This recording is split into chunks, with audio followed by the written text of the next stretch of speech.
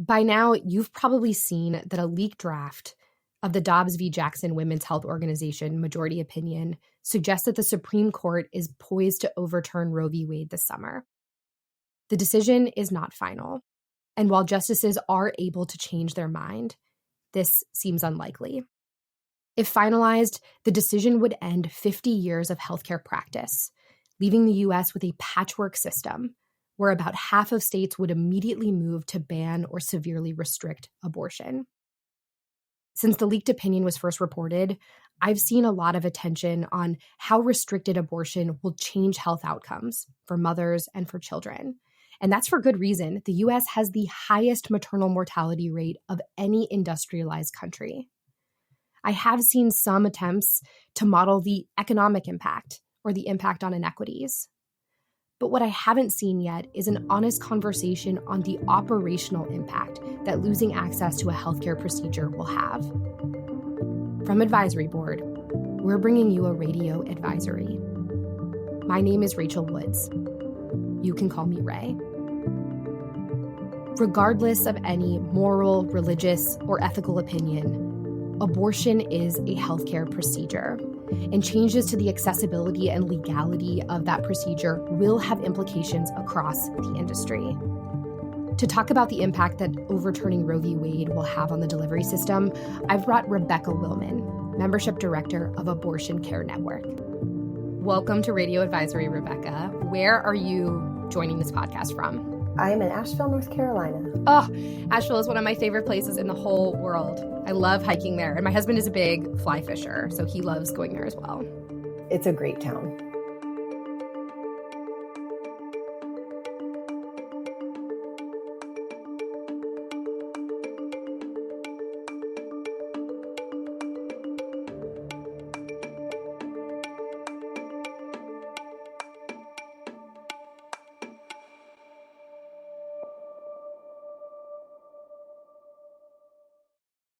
Tell me about your organization, Abortion Care Network. Sure. Abortion Care Network is the only national nonprofit membership organization dedicated specifically to the unique needs of independent abortion care providers. So we call independent abortion care providers indies. You'll probably hear me say that a few times as we're talking today. And the reason that we do that is because the majority of abortions are provided at independent care clinics in our country. And so meaningful access in the U.S. really does rely on indies in order for abortion to be accessible. And do these practices provide other maternal health, women's health services, or are they predominantly providing abortions? Most of our members are predominantly providing abortions, but there is a huge spectrum from our memberships. We have some centers that do birth work, that do provide maternal and OB care. Many of our members provide gender-affirming care for the LGBTQ community. We have members who are also primary care providers, so it really runs the spectrum. What we tend to find is that in states where access to abortion is more limited, those clinics are providing higher rates of abortion care because there's less access. And so that's really the need for the community. And those clinics tend to provide more abortions and less other services. And that's exactly where I wanted to go next. And look, we know that abortion is one of the most emotionally charged and, dare I say, divisive issues in American society. But you and your organization can provide some very valuable perspective exactly because you work with independent abortion providers that operate in most states, including those states that already have very limited access to abortion. That means that you know all too well how the operations of providing abortions can be incredibly complex. What are some of the challenges for providers offering, or maybe even not offering, abortions in today's delivery system? You know, all of ACN's clinics do provide abortions right now and will do so as long as they possibly can. I think a lot of their challenges are really similar to the others that folks face in the rest of the healthcare world. Issues about sustainability, financials, staffing, hiring and retention, certainly this year and last year. Issues like low Medicaid and insurance reimbursement rates for states that receive Medicaid or insurance. Can you walk me through kind of the process of how this would work in a state that already has limited abortion access, say Texas? What are some of the challenges that abortion providers will face there already? It's become incredibly complex and difficult for them to serve their patients. So you can imagine being a provider and patients coming in your door, and you have to turn half of them away. I mean, that's really what we're seeing right now. Texas also has a physician law that requires, so there's a mandatory delay that requires a physician do an ultrasound for a patient before a patient is seen. So there are also instances where folks are coming in for their ultrasound, they come back 24 hours later, and then they've already passed the limit just in a short time span. It's incredibly difficult to be able to know how many patients you're going to be able to see, how many patients you're going to be able to care for. And the staff and physicians working in these clinics are just, they're constantly telling these people who desperately need abortions that they are not going to be able to be seen. And you are describing a state of play that's already just messy. And the path forward is about to get even more complicated for delivery systems. I'm curious, how can our listeners start to think about and anticipate some of the big operational challenges that they'll have to face if and when Roe is overturned? In truth, the operations of providing abortions would be quite simple if it wasn't for the unnecessary scrutiny and TRAP law. So TRAP stands for Targeted Regulation of Abortion Providers. In clinic or surgical abortion procedures and medication abortion procedures are some of the simplest medical procedures that one can have. Sure. They typically only require 1 or 2 interactions with medical professionals. There are some providers that have strong referring relationships with local primary care or OB-GYNs, or they work at hospitals where transfer agreements are in place. But these things are not typically super necessary because the rate of complication is so incredibly low. It's hard to know after a half century of precedent where abortion has been relatively accessible for most people in the US, what that's going to look like operationally for other providers. What I can say is that what we've seen in places like Texas and other places where copycat bills similar to SB 8 are in effect is that care coordination with regard to patients seeking to travel for care is going to be extremely difficult. Long wait times at open clinics and clinics where they can receive patients are going to be extremely difficult. Patients are going to be pushed to have abortions at later gestations because of the wait times, the need for travels. We do know that people are more likely to show up to ERs or their OB-GYN or their primary with questions about managing a miscarriage, where typically those patients would have gone to abortion clinics. That's and right. That those providers are not going to be able to provide good answers about how to help. We know that this is disproportionately going to affect people of color, poor people, undocumented folks, queer communities, as we already know that this has been happening for a long time. There's going to be a relative state of chaos, quite frankly. And there's going to be a lot of referral questions and care coordination questions that even for those of us in abortion work are still just at the beginning of trying to figure out. I want to pick up on something that you mentioned, which is that the entire healthcare system for the last 50 or so years has been operating under the reality that they personally did not have to provide abortions because in most cases, another provider could actually offer that service. I'm seeing a lot of talk about the kind of obvious implications to abortion providers should Roe be overturned. But what's less obvious and what's less talked about, and what I want your take on, is how organizations that actually want to stay anti-abortion will be impacted. What's your take there? I don't know that changes with legality because in most instances that I understood, most of those folks aren't making referrals. Oh, they're not making referrals already? Some of them will. I mean, and don't get me wrong, there's really ethical providers working in a lot of these institutions who are willing to do that. But I don't know that the answer ever came from institutions that are inherently anti-abortion, when again, the reasons that people want to abort are systemic. And if there are institutions, whether individuals or institutions or healthcare or other organizations, if folks don't have affordable childcare, access to safe schools, if they can't leave abusive relationships, those are the issues that need to be worked out in order for people to not seek out abortion. And I don't know what those organizations are prepared to do to support those changes. What I can also tell you is that, I know that people who are denied abortion are far more likely to experience pregnancy complications and death in labor. So if you oppose abortion and you want to decrease that need, then that may be a serious priority shift for you, especially if you're concerned about maternal mortality rates, if you're concerned about C-section rates, all of those things. It's a broken system, right?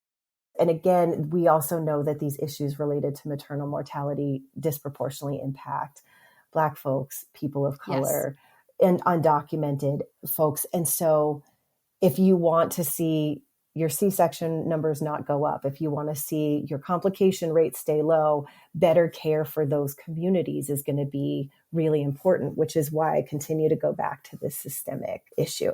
Yes. Yes. Whether you are providing abortion care or not, addressing the systemic root cause problems that ultimately affect some of your other priorities, like health equity, like maternal mortality, make sure that you are still focused on those, especially given that those challenges might get a lot harder. Exactly. I want to keep talking about kind of action steps because the leaking of this decision does provide an opportunity for healthcare organizations to take action now and prepare for the effects of restricted abortion access.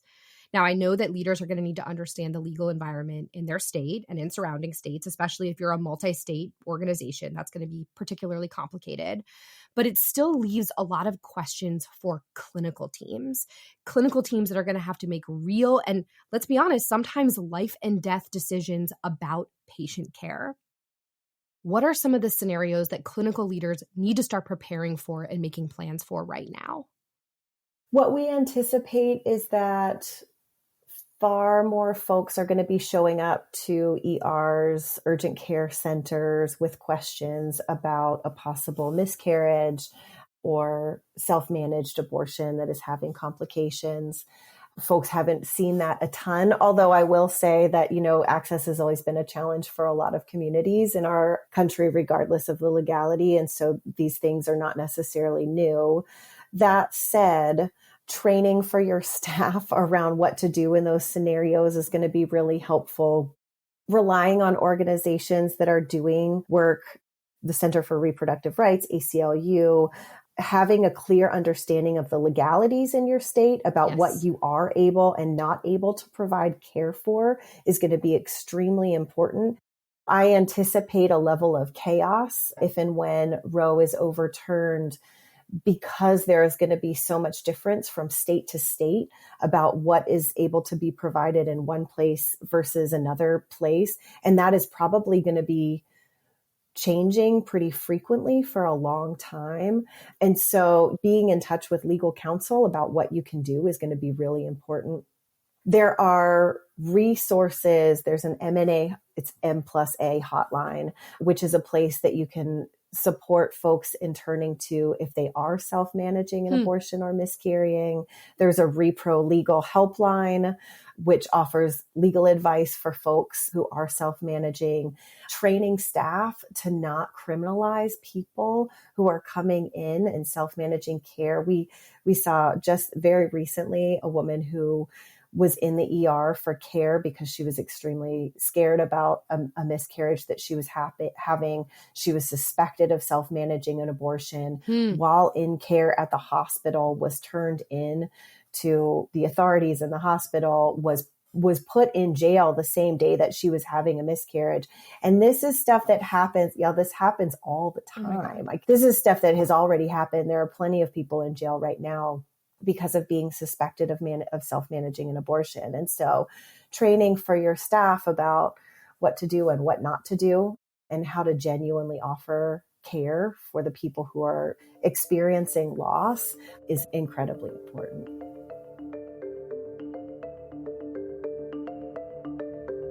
We'll be right back with more Radio Advisory after this short break.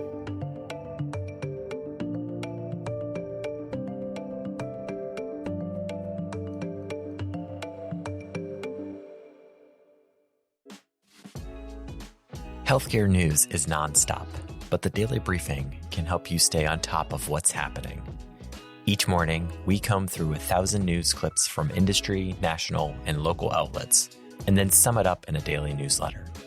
More than 165,000 healthcare leaders read the Daily Briefing because it's the best 5-minute snapshot of what's going on in healthcare right now.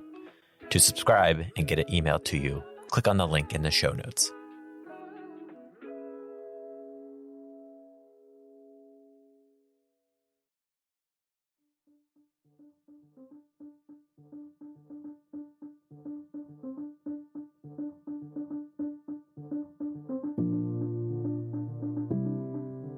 You're getting at some of the, not just kind of operational or clinical impacts, but you're getting at some of the business impacts that leaders are going to have to prepare for, starting with understanding very deeply the legal environment and the, to use your word, chaos that is likely to come. But I imagine there are probably some other business impacts that leaders aren't thinking about yet. What are some steps that you recommend leaders take to anticipate and address some other impacts to their business? Folks are going to need to up their game in terms of caring for their staff. Yes. Honestly, ensuring paid parental leave, ensuring PTO, wellness benefits. If you want your staff to sustain the wave of need that is coming, they are going to need to be cared for. Right now, abortion is legal in all states. Make sure that people know that. And when the landscape changes, update them and update them regularly.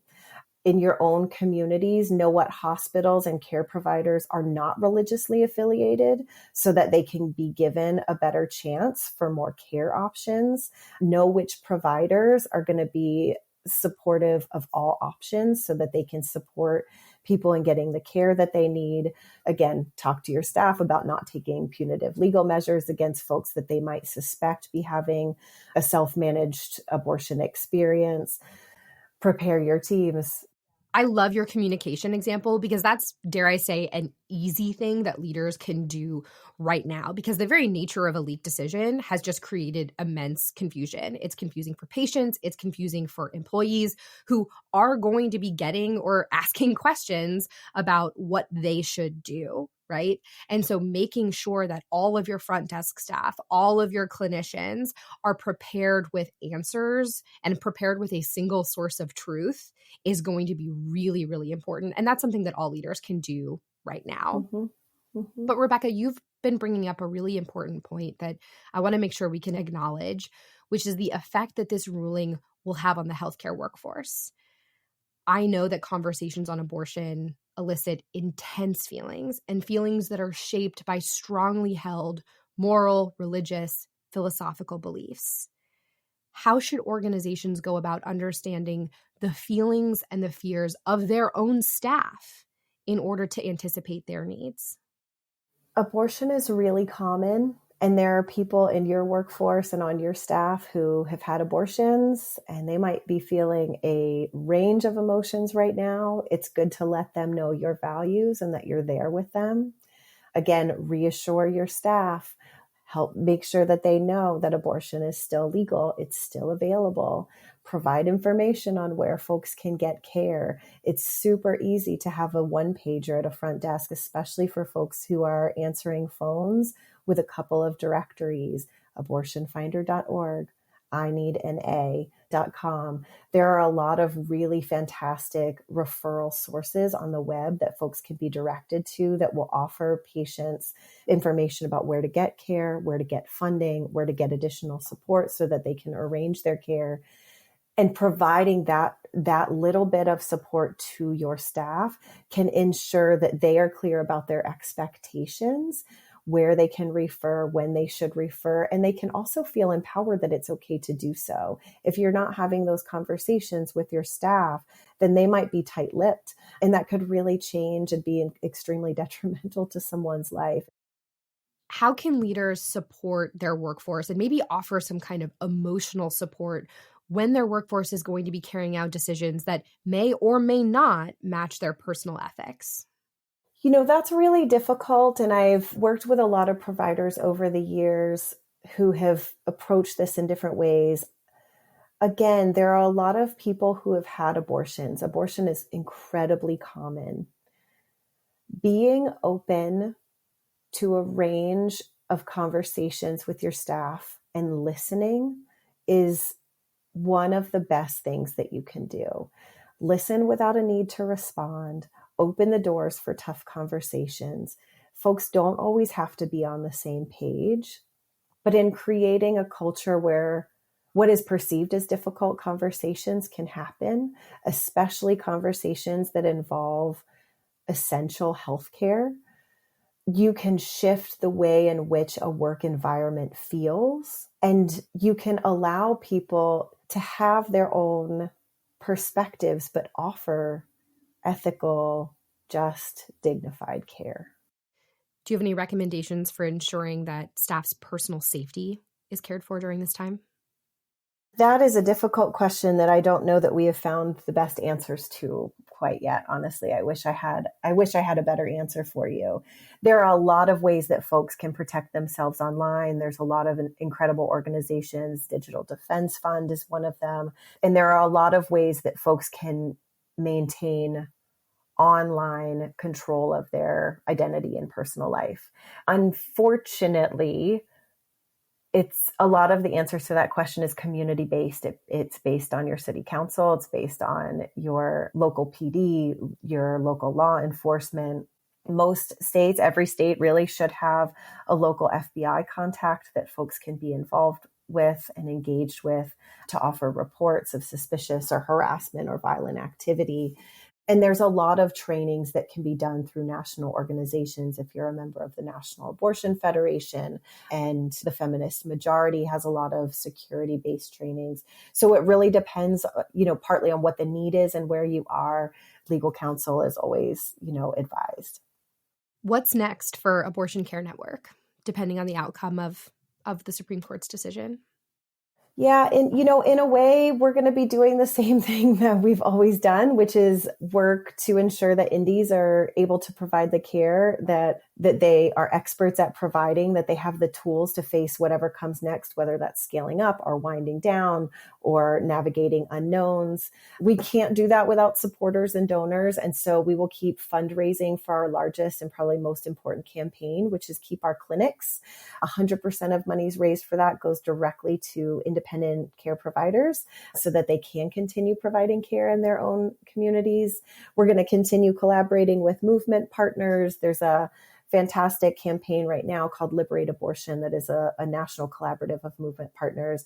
You also can sign up for their emails and get on their list for state-by-state information about how to support efforts in your community. We will continue to be involved in that. We'll continue to lift up abortion providers and national media and press. We'll be supporting our members and talking to the press.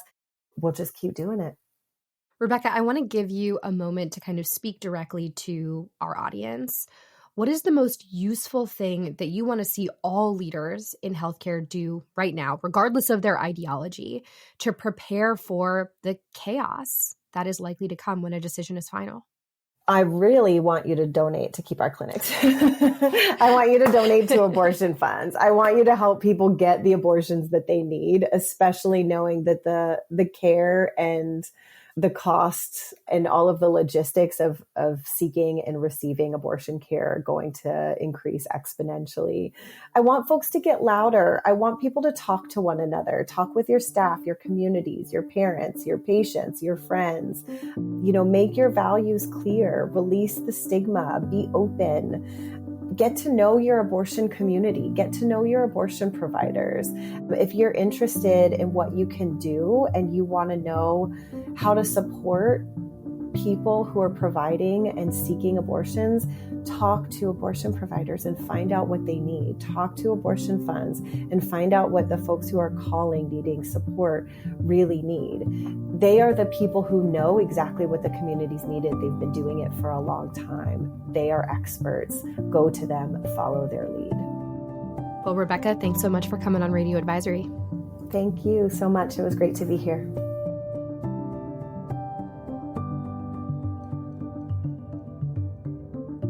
Radio Advisory was created to offer practical guidance to leaders grappling with some of the biggest issues in healthcare.